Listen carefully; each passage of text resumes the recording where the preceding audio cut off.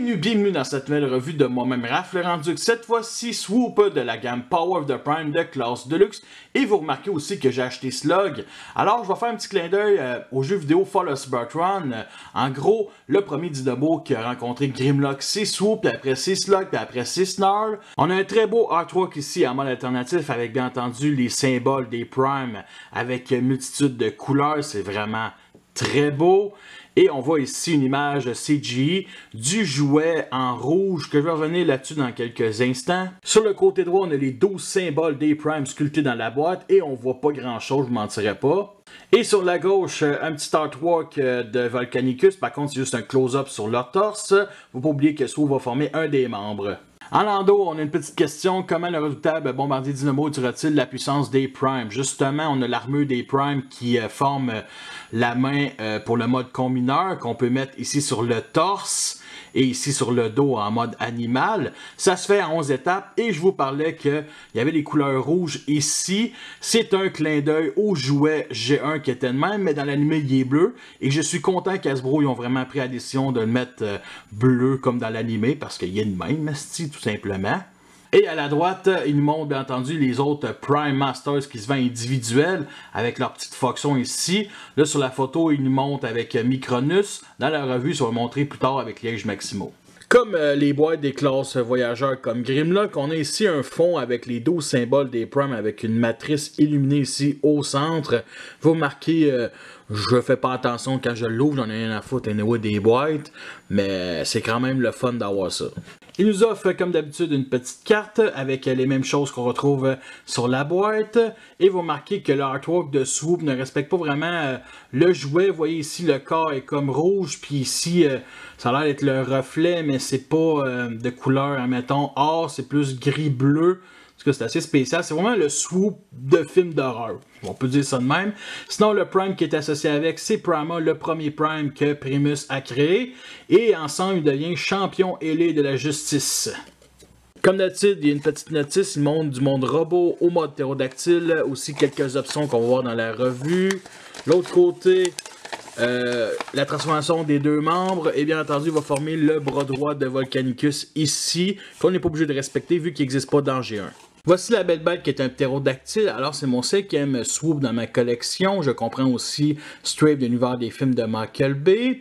Et honnêtement, il est vraiment très bien, malgré quelques petits points négatifs. Et je vais commencer par parler d'un qui pourrait l'être, mais qui, je trouve qu'il ne l'est pas pantoute. C'est le fameux dos ici, qui a été les jambes en mode robot, qui forme un genre de booster pour le ptérodactyle. Puis honnêtement, c'est pas trop dégueulasse, c'est pas trop massif. J'ai quand même quelques défauts sur mon exemplaire, comme toute la partie noire ici qui forme le cou se clipse vraiment pas bien, fait que toute la partie de la tête est sur un petit angle, ça paraît peut-être pas sur caméra, mais à l'œil nu, oui. Sinon, l'autre point négatif, c'est ici la mâchoire inférieure qui descend vraiment trop facilement et qui n'est pas capable de se remettre en place. Ça arrive une fois de temps en temps.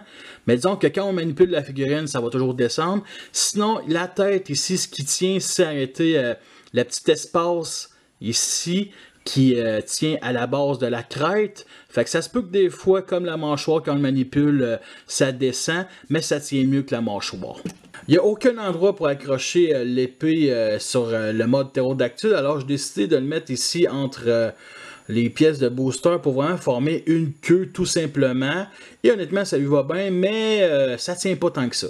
Alors pour ce qui est des couleurs, bien entendu, sa principale, c'est du gris plastique cheap. Vous remarquez qu'il y a énormément de détails, mais qui manque de peinture. Malheureusement, on a du gris peinturé ici sur le dos. On a du noir ici, juste derrière la tête, ainsi que sur le cou, qui n'est pas peinturé. On a du rouge peinturé ici sur le côté, tout simplement, qu'on retrouve ici sur la tête et sur les yeux ici. On a du rouge qui n'est pas peinturé sur la mâchoire inférieure, qu'on retrouve ici. Et on a du silver, justement, sur les griffes, qu'on retrouve ici sur la tête. On a d'autres couleurs ici, comme le bleu ainsi que le vert métallique ici sur le côté. Alors je ne mentirais pas que c'est vraiment cool que ces deux couleurs soient cachées dans ce mode là et qu'on retrouve plus en mode robot. Et il y a le fameux doré avec la couche de plastique par-dessus transparente. Alors vous remarquez que le doré ne va pas jusqu'au bout. Justement, il y a un petit trou ici qui sert à verrouiller toute la tête pour le mode robot. Le seul logo Autobo de toute la figurine est ici sur le nez. Il y a aussi quelques pegs de Prime Masters. Un ici, là et ici sur le dessus. Donc 8 en tout. Alors pour les articulations, on a les ailes ici qu'on peut fermer comme ça, mais qui est plus une étape de transformation. Alors on peut mettre sur cet angle-là maximum. Ce qui empêche d'être plus haut, c'est les pegs de Prime Masters. Sinon, vers le bas sur cet angle-là et même 90 degrés. On a les pattes arrière qu'on peut juste rabaisser 90 degrés comme ceci. Alors pour la tête, on peut justement baisser ici toute la mâchoire inférieure presque 90 degrés. Presque. Sinon, on peut pivoter vers le bas ici toute la tête de 90 degrés à peu près. Et ça donne une genre de position comme s'il était perché sur un arbre au-dessus d'une rivière qui attendait une de ses proies. On a un mode attaque, puis mode attaque sûrement en parenthèse. Fait qu'on peut venir accrocher l'armure des Prime qui a arrêté la main du combineur ici dans ces deux petits pegs-là avec ces deux petits trous-là ici. Alors on vient l'installer. Et aussi, on a un petit trou ici en dessous du bec qui permet de mettre ici l'épée. Alors, voici le mode attaque. Et honnêtement, le booster ici sur le dos, bof. Mais l'épée ici en dessous du bec, sérieusement, ça c'est cool. Ça permet à Swoop de foncer dans le tas puis trancher des gorges de Decepticons. Puis ça permet aussi, si tu la jettes pour un jeune enfant puis qu'il le transporte dans un voyage, de vraiment l'avoir tout assemblé pour pas perdre des pièces. Et voici du point de vue du dessous. Et vous remarquez qu'il y a le torse ici, les bras qui sont tous clipsés. Et il y a deux trous ici pour mettre sur un stand Revoltech. Et on peut aussi installer l'épée si on veut. Alors là, voici en comparaison avec la version Warfare Cybertron qui est aussi de classe Deluxe, en tout cas à peu près. Et Ptero de la gamme Titan, le tout. Et du point de vue du dessus, et vous remarquez la différence, la grosseur des ailes. Alors moi, je vais faire comme j'ai fait avec les Common War, je vais montrer la transformation du mode alternatif au mode jambe, après au mode bras et après au mode robot. Je suis de même moi parce que tout simplement, ils peuvent tous se combiner avec n'importe quel autre voyageur. Tu peux former ton propre combineur. Ça se pourrait que dans la revue finale de Volcanicus, je le refais, mais pour l'instant, ça va être de même pour mes revues de Deluxe et de voyageurs. Alors, la première étape, c'est de rabaisser ici les griffes, juste pour dire aussi que c'est sur plusieurs crans l'articulation, comme vous pouvez constater. Alors, on vient ici déclipser et pivoter et les mettre ici sur le dos. Ce petit peg-là va dans ce petit trou ici et ça clipse rien, ça fait juste s'installer tout simplement. Et vous remarquez ici les talons qui s'installent très bien entre le peg pour l'armure et un peg de Prime Masters. On vient plier ici la tête. Ensuite, on vient détacher toute la partie du dos comme ça. On vient séparer, ben ça se fait tout seul tout simplement. On tourne la figurine d'abord, on déploie les pieds et on Communor Warze du verbe Communor War. Ici, les jambes comme ceci et on reclipse. Parfait. Là, ça se clipse pas pantoute. Tout simplement. Et la partie de la tête, on fait juste pivoter comme ceci. Alors, on pivote l'aile comme ça. On vient ici tourner la figurine. On sort la connexion. On place droit l'aile. Et vous remarquez ici ce petit peg-là. Vous avez compris, ça va dans ce trou-là. Fait qu'on plie ici l'aile et parfait, ça tient. Alors le voici sur un pied Perfect Effect. Et du point de vue du côté, vous remarquez que c'est quand même assez massif en haut avec les ailes. Et plus on descend, moins ça le devient. Un petit peu dommage. Sinon, du point de vue d'en avant, rien de négatif là-dessus. Ça fait quand même une belle jambe. Pour le bras, on descend ici 90 degrés la connexion. On vient ici lever la tête du ptérodactyle sur cet angle-là pour l'instant. On vient ouvrir les ailes. On détache ici les jambes et on les glisse vers le bas, tout simplement. Et on les clipse ensemble ici comme ça. On s'arrange pour vraiment que ça détache pas. La misère, vous voyez ici, connexion qui ne verrait pas de sortir. Vraiment, c'est mon exemplaire, là. C'est de la petite merde. Fait que vous remarquez ici que le bras ne se clipse nullement.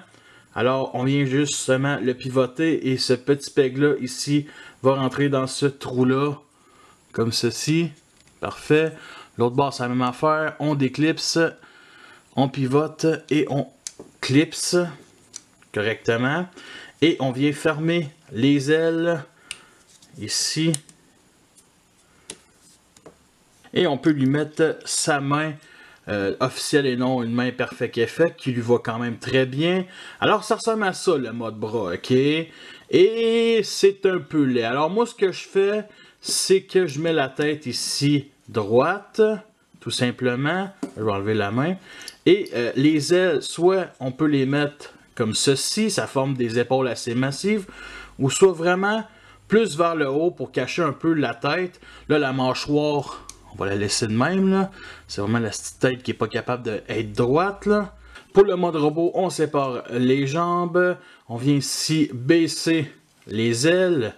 On les met droit comme ceci.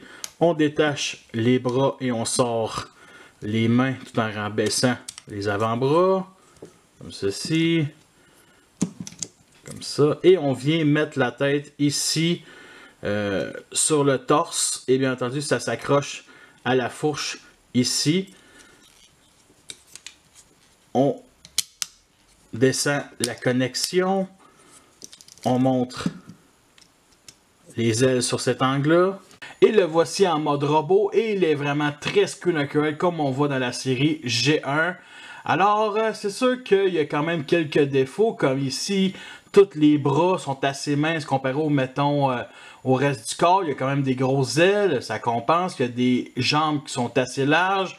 Il y a des cuisses qui sont assez petits. En réalité, tout le corps ici, les abdos, les cuisses, la fourche, c'est assez mince. Honnêtement, là, vite de même, ça pourrait quasiment être le corps d'une femme botte. Mais non, c'est juste Swoop. Et une chose que j'adore, c'est qu'on a la disparition ici du port communard au milieu du torse, comme on avait surtout sur les Autobots Communard Wars. Les Stunticons, c'était un peu mieux. Fait qu'il est à l'arrière, et en plus, vous remarquez, il n'y a pas de backpack. Fait que c'est vraiment une belle qualité que ce jouet a.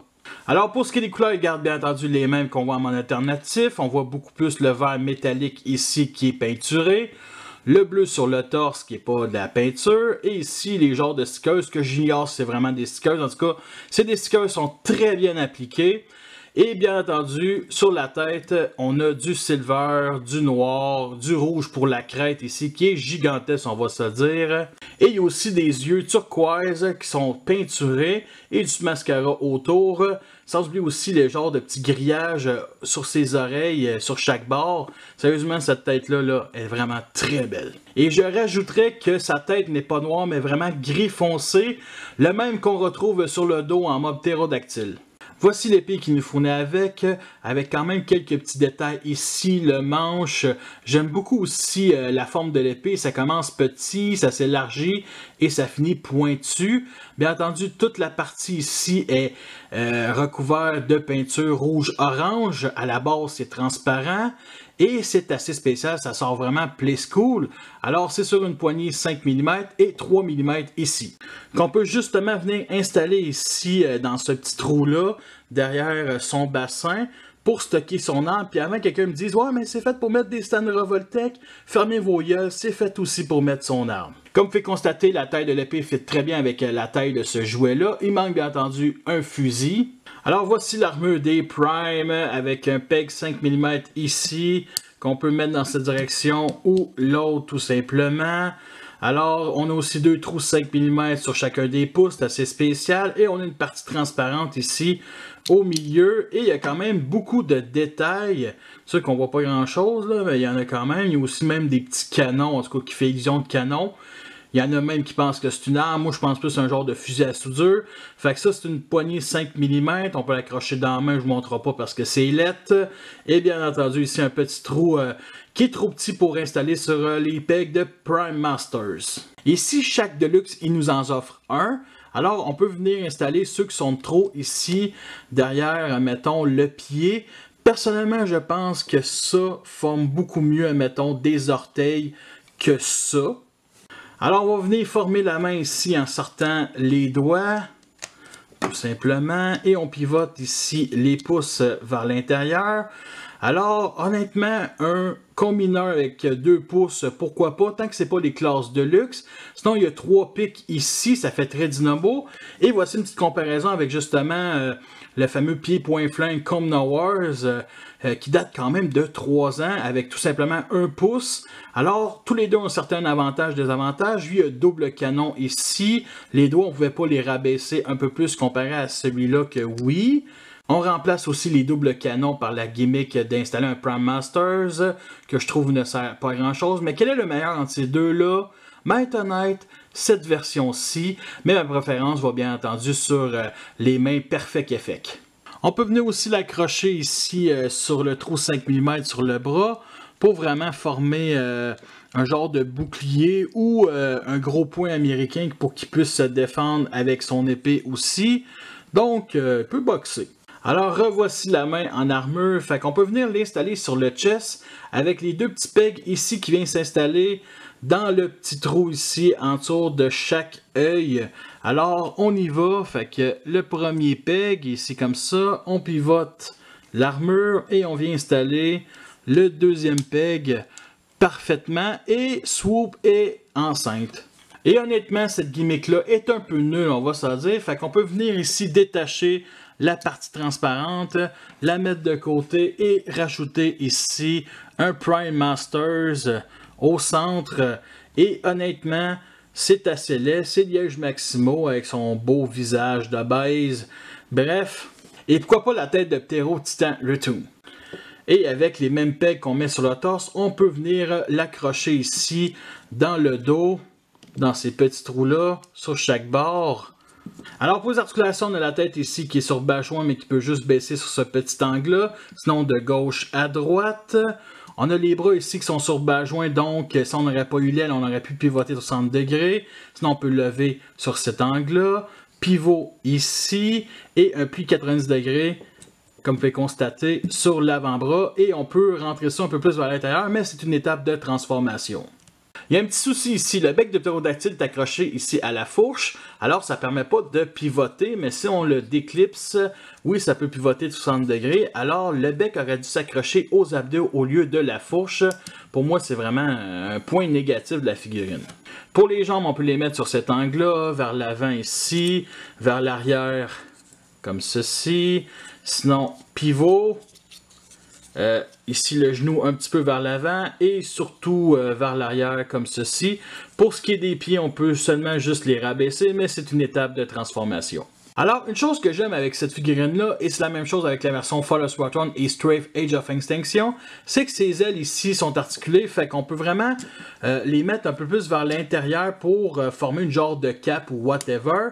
Sinon, on peut les mettre sur cet angle-là, ici, c'est stylé un peu, et on peut justement aussi les déployer pour former Batman, tout simplement. Alors, il n'y a vraiment aucun souci de stabilité. Vous avez vu aussi la grosseur des pieds. Par contre, ici, les talons sont très petits, mais ça ne tombera pas vers l'avant ou vers l'arrière, ça c'est certain. En comparaison avec la version Fall of Spartan de la compagnie tiers Planet X, voici le genre de pose qu'on peut faire avec cette figurine-là. Nous sommes rendus à la fin de cette revue. J'espère que vous l'avez apprécié. Vous avez vu les pour et les contre. Est-ce que c'est une figurine que je vous recommande? Oui, ok. J'espère sincèrement que votre exemplaire va être meilleur que le mien parce que le mien, sérieusement, c'est un peu de la merde. En tout cas, je vais tout corriger ça quand la revue va être postée. Fait que je pense même qu'il est meilleur que Grimlock, Slug, Slash, peut-être pas Slash là, mais sérieusement c'est vraiment une bonne figurine. Alors côté prix c'est 20$ canadiens, son prix initial, c'est ce que j'ai payé parce qu'il en restait quasiment plus dans mon coin, surtout parce que la vague 2 vient de sortir au Québec. La qualité de plastique reste aussi égale que la gamme Titan Return. Je la trouve ni mauvaise ni vraiment excellente.